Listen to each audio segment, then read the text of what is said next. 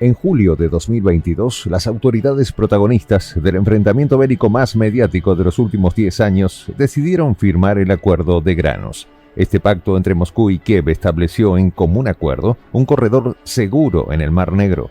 El propósito fue claro: las exportaciones debían restablecerse. Pero no a cualquier costo. Las dos partes dejaron por escrito sus condiciones para que este contrato siga vigente. A un año de esta puesta en común, Rusia decide rescindir su parte y retirarse. ¿Bajo qué argumentos? Aquí respondemos a ello y mucho más. Los detalles a continuación.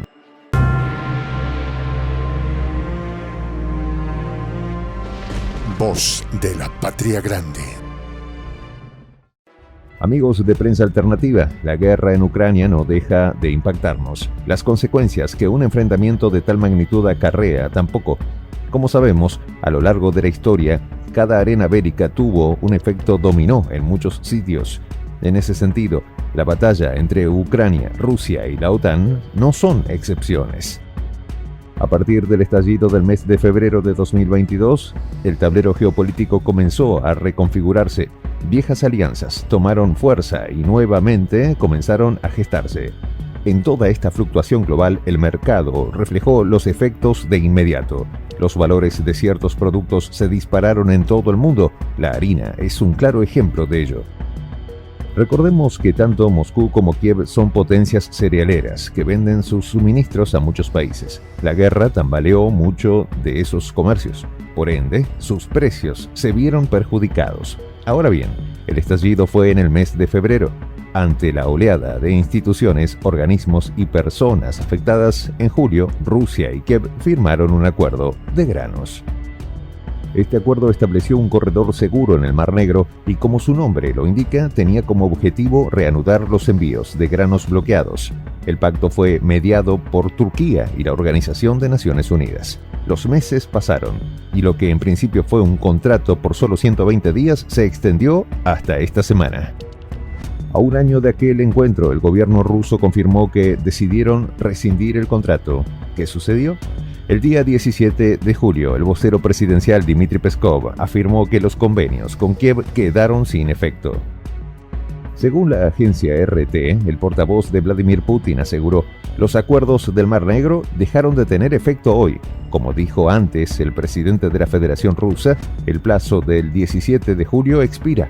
En este marco, el diplomático lamentó que la parte relativa a Rusia en este acuerdo del Mar Negro no se aplicó hasta ahora, por lo que, en consecuencia, queda sin efecto.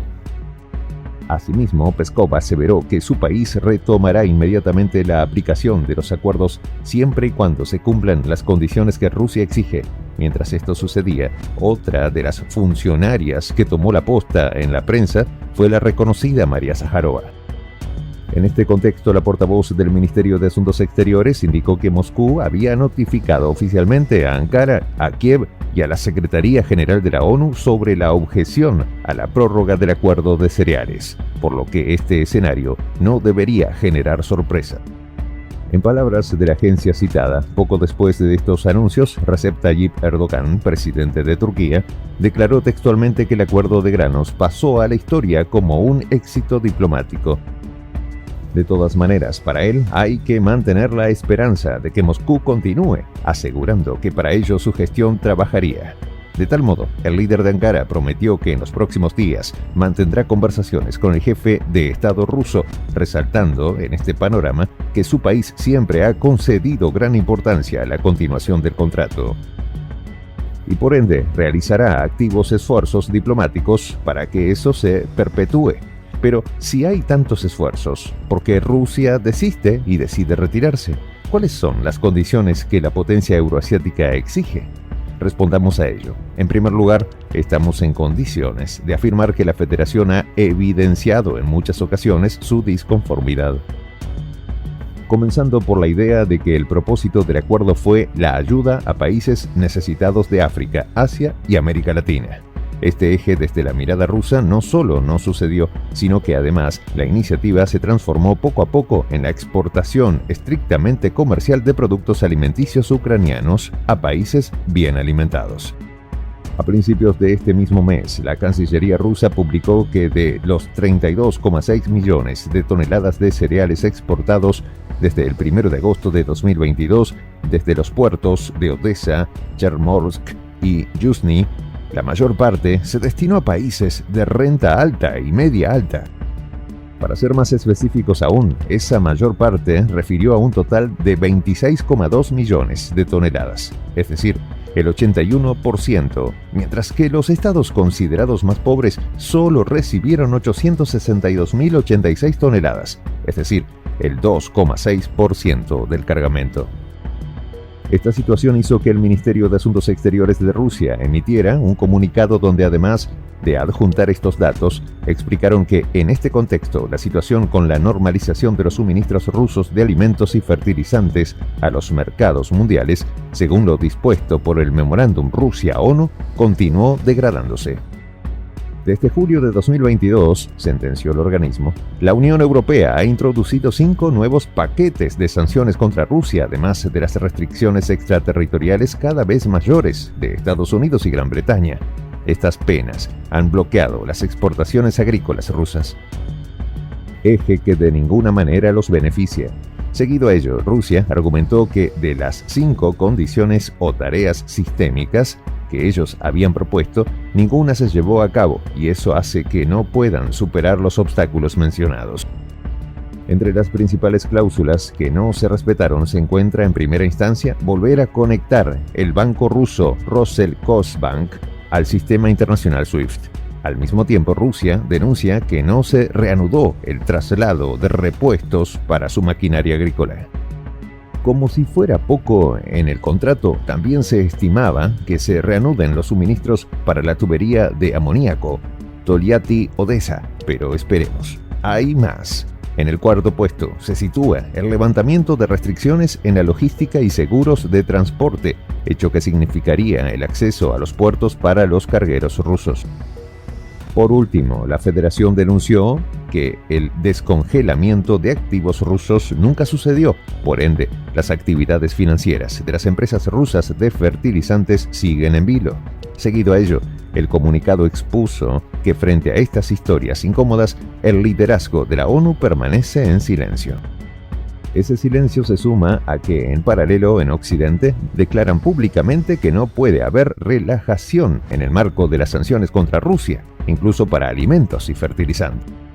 Por eso, remarca el ministerio, no existe SWIFT, se prohibió el suministro de piezas de repuesto, se incluyó todo el territorio de Rusia en la lista de zonas de riesgo de guerra con tasas de seguro altísimas y se negó a las empresas rusas al acceso a sus activos financieros. Bajo estos términos, Rusia no encontró motivos para continuar con la iniciativa del Mar Negro. Aún así, el oso advirtió que continuará abordando de manera consciente y responsable sus obligaciones como parte del acuerdo, haciendo en este proceso los esfuerzos necesarios en estricto cumplimiento de las reglas de procedimiento para que todos los barcos que participan en él puedan completar con éxito su misión y abandonar el Mar Negro antes del final de su vigencia. Final, como hemos dicho, que sucedió el día 17 de julio. Inmediato a ello, el precio del trigo aumentó más del 3%. ¿Qué sucederá en los próximos días? No lo sabemos, pero aquí estaremos para averiguarlo. Mientras, usted, ¿qué opina al respecto? ¿Está de acuerdo con esta decisión? Soy el J, Juan José del Castillo, director del canal Prensa Alternativa. Si quieres ser parte de la comunidad de la Patria Grande, suscríbete a nuestro canal. Si es que quieres que te lleguen las notificaciones cada vez que subimos un video, activa la campanita. Si quieres apoyar a nuestro canal económicamente, puedes hacerlo a través de PayPal. El enlace está en la descripción del video.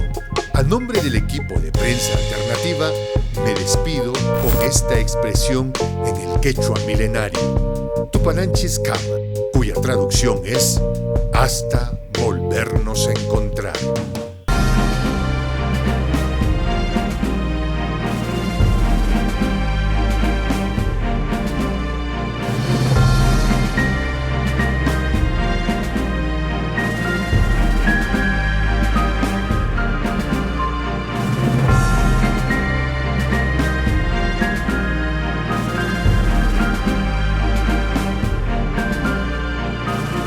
voz de la patria grande.